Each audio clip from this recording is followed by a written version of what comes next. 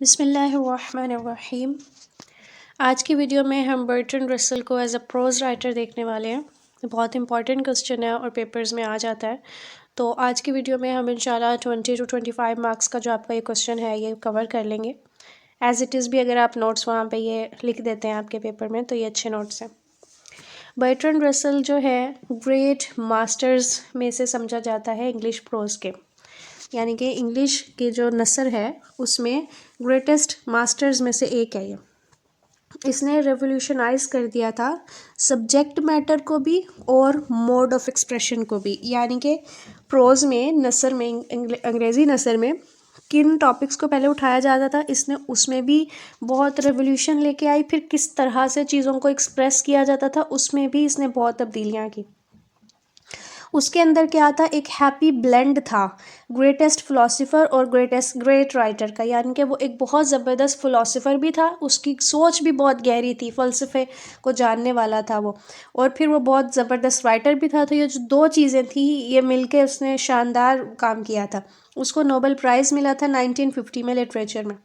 उसके जो एसेज हैं उनका सब्जेक्ट मैटर थोड़ा सा मुश्किल हो सकता है, यानी कि वो बड़े जिसे कह सकते हैं ना कॉम्प्लेक्स इश्यूज़ को उठाता है, लेकिन जो उसका अंदाज़ है बयान करने का वो इतना सिंपल होता है कि कोई इतना पढ़ा लिखा ना भी बंदा हो ना तो भी उसको इतना मसला नहीं पेश आता कि वो उसकी बातों को पढ़ के समझ सके।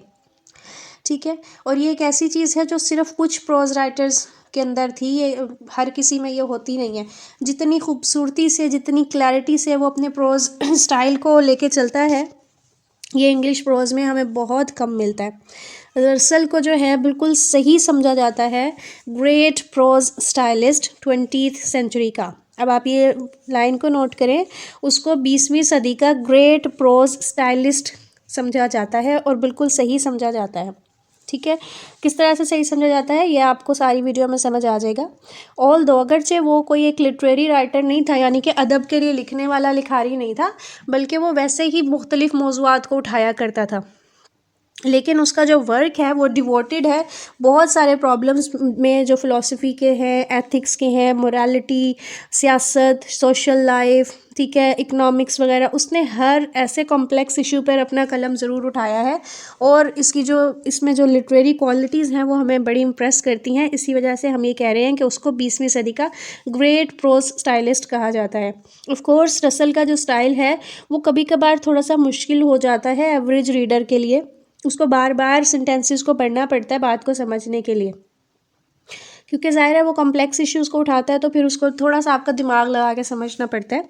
रसल का जो स्टाइल है वो हमारी अकल को जगाता है और हमारी फीलिंग्स या इमोशंस पे इतना काम नहीं करता, क्योंकि वो जहन से सोचने वाला बंदा था। तो उसकी जो बातें होती थी वो ज़्यादातर इंटेलेक्चुअल होती थी, तो ये उसकी बातें पढ़ के हमारा जहन जाग जाता है, हमारे जहन को वो इंस्पायर करता है। वो वर्ड्स को सिंपल यूज़ करता है एज अ टूल अपने मैसेज को कन्वे करने के लिए। प्लेन और सिंपल सिर्फ सादे लफ्ज़ों में अपनी बात पहुंचाने की कोशिश करता है, कोई स्पेशल इफ़ेक्ट नहीं प्रोड्यूस करना चाहता कि ऐसे ऐसे वो और सजे बने लफ्ज़ इस्तेमाल करे जिसको पढ़ के आपको बड़ा कोई पोइटिक फीलिंग आए। ऐसा नहीं, वो सादी ज़बान में मसले बताने वाला, उनको बयान करने वाला बंदा था। ठीक है, उसका जो स्टाइल था वो कोई बहुत ज़्यादा कलर्ड या कोई गॉर्जियस स्टाइल नहीं था, बिल्कुल सिंपल स्टाइल था, उसमें कोई पैशन वगैरह नहीं था। थोड़ा सा आप इसको कोल्ड स्टाइल कह सकते हैं, लेकिन ये ऐसा स्टाइल था जो आम इंसान के समझ में आने वाला, बहुत भारी भारी मुश्किल मुश्किल लफ्ज़ उसमें इस्तेमाल नहीं किए हुए थे। जेवल्ड फ्रेजेस वगैरह नहीं होते थे, यानी कि वही बात के बहुत बना संवार के फ्रेजेस वगैरह उसकी राइटिंग में हमें नहीं मिलते। ठीक है, कोई एस्थेटिक प्लेयर नहीं मिलता। एस्थेटिक प्लेयर आप समझते होंगे कि यानी कि अदब को इस तरह से बना संवार के पेश करना, ये गज़ाली आँखें, ये लंबे बाल, ये हिरनी जैसी चाल, ये इस तरह के जो फ्रेजेस हैं जो कि एक पोइटिक फीलिंग या एस्थेटिक फीलिंग बंदे को देते हैं, वो वाली चीज़ें वो नहीं किया करता था। उसका जो स्टाइल था वो इंटेलेक्चुअली ब्रिलियंट था। वो एक आइडिया को एक छोटे से वर्ड में या एक छोटी सी लाइन में बता सकता था। एक जो उसकी जो डिज़ायर्स थी, जो उसकी सोचें थी किसी भी चीज़ को लेके, वो उनको बड़ा मुख्तसर और बड़े अच्छे लफ्ज़ों में बता सकता था। वो बिल्कुल डायरेक्ट, सिंपल और लूसिड वे में बात करता था, घुमा फिरा के बात नहीं करता था। उसको पता था कि एक्सप्रेशन की जो कॉम्प्लेक्सिटी है वो एम्बिग्यूटी को लीड करती है, यानी कि अगर आप एक्सप्रेस करने में बहुत ज़्यादा कोई कॉम्प्लेक्स ज़बान या तरीक़ाकार इस्तेमाल करोगे तो अगले बंदे को आपका मतलब समझ में नहीं आएगा, इसलिए वो सीधे लफ्ज़ों में अपनी बात समझाने की कोशिश करता था। अब ये कुछ उसके टेक्स्ट में से हमने कोटेशंस ली हुई हैं, आप ये देखें। Happiness depends partly upon external circumstances and partly upon one self.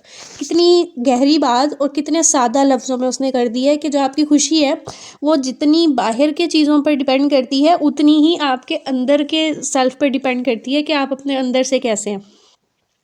अगली उसकी कोटेशन है, of all the institutions that have come down to us from the past none is so disorganised and derailed as the family. वो कह रहा है कि जितने भी इंस्टीट्यूशंस या इदारे जो जिनको हम पास्ट से अब तक देखते आ रहे हैं उसमें कोई भी इतना डिसऑर्गेनाइज्ड या इतना कॉम्प्लेक्स नहीं है जितना कि फैमिली। यानी कि वही कह रहा है कि फैमिली जो है ये एक ऐसा इंस्टीट्यूट है जिसमें डिसऑर्गेनाइजेशन होती है और उसको थोड़ा सा आपको ज़्यादा एफर्ट्स के साथ लेके चलना पड़ता है। रसल के सेंटेंसेस में हमें बेकन के जैसी वो तेज़ी और तलखी भी दिखती है। They are so repelled with so deep thoughts that उसकी जो सोचें हैं डीप हैं और फिर उसके जो सेंटेंसेस हैं वो भी उसी तरह के हैं कि हमें बेकन की तरह वाली उसके अंदर फीलिंग मिलती है कि छोटी छोटी बातों में बड़े गहरे गहरी बातें। हमने ये बेकन को डिस्कस करते हुए कहा था कि उसकी बहुत सारी बातें जो हैं वो प्रोवर्ब बन गई थी, तो वही चीज़ रसल में है कि उसके जो सेंटेंसेस हैं वो इतने डीप मीनिंग वाले हैं बेकन की तरह कि वो प्रोवर्ब वगैरह का काम करते हैं, वो कोटेशंस बन जाते हैं, ज़रबुल मिसल बन जाते हैं।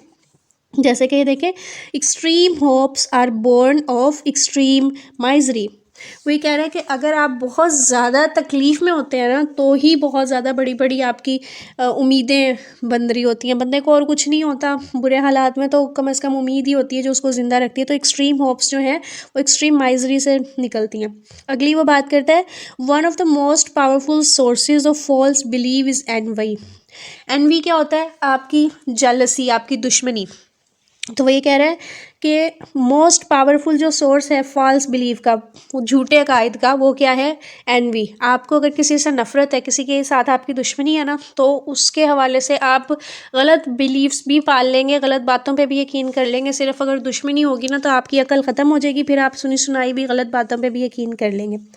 Pride of a race is even more harmful than national pride. वो ये कह रहा है कि फ़ख्र जो है, अगर आपको अपनी नस्ल पे फ़ख्र है तो ये बहुत ज़्यादा नुकसानदेह है नेशनल प्राइड से भी। यानी कि कौम पर फ़ख्र होना, बहैसियत कौम अगर आपको अपने आप पे फ़ख्र है, जैसे कि मैं पाकिस्तानी हूँ, मुझे अगर इस बात पर फ़ख्र है तो ये वाली जो चीज़ है ये हार्मफुल नहीं है बनिस्बत इस चीज़ के कि अगर मुझे अपनी नस्ल पे, अपनी ज़ात, अपनी कास्ट वगैरह पर अगर मुझे प्राइड होने लग जाए तो ये बहुत ज़्यादा हार्मफुल है।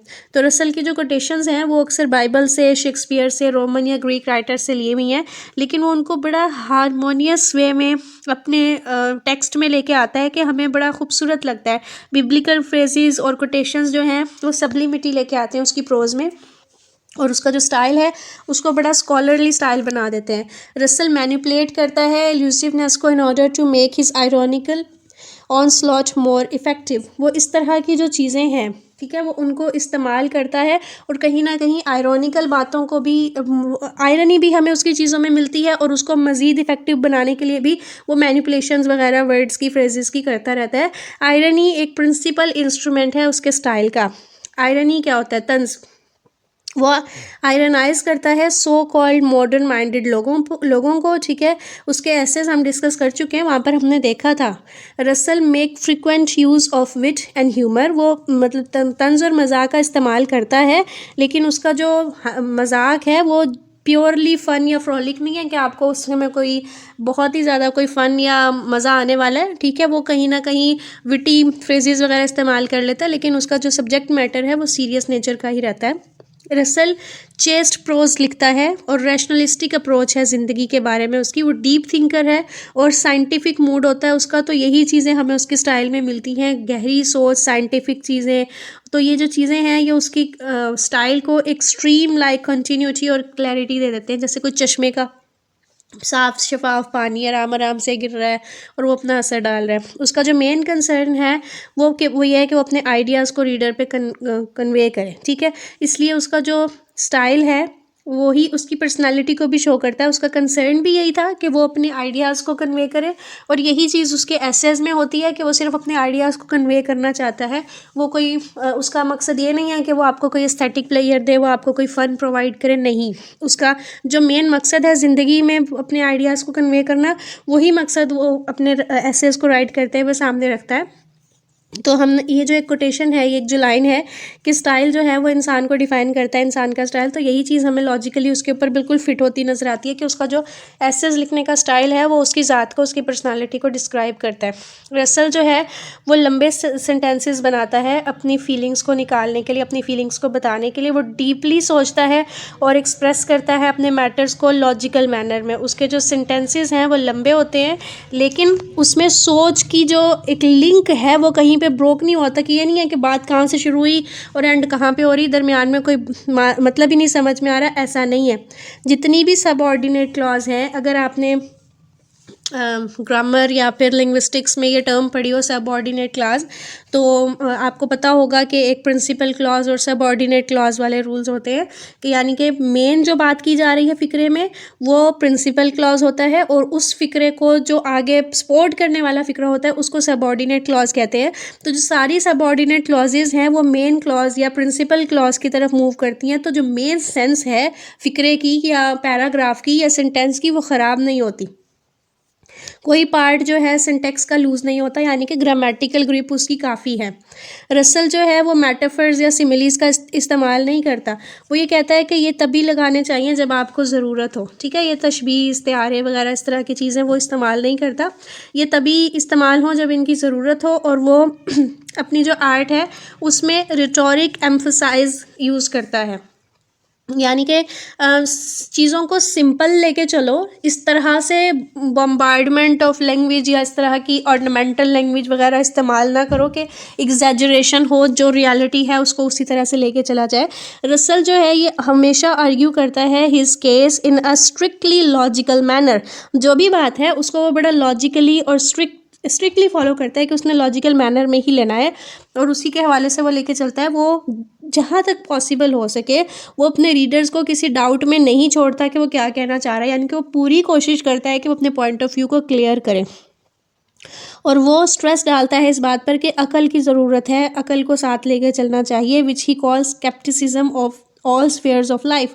ज़िंदगी में हर चीज़ को सोच समझ के लेके चलने के हवाले से उसके जो सारे एसेस हैं वो लॉजिकली बड़े अच्छी तरह से बुने हुए हैं, सेल्फ कंटेन्ड हैं, अपने आप में मुकम्मल हैं। हर ऐसे जो है उसकी सोच की डेवलपमेंट को शो करता है, और कंटिन्यूसली एंड स्ट्रिक्टली वो लॉजिकल है, क्लोज इंटरकनेक्शन है एक पैराग्राफ का दूसरे पैराग्राफ से। ये नहीं है कि ऊपर वाले पैराग्राफ में कोई और बात हो गई, नीचे वाले में कुछ और बात हो गई, सीक्वेंस बना रहता है। ये जो स्टाइल है ये बेस्ट सूटेड है किसके लिए, एक एडवोकेट के लिए, ठीक है।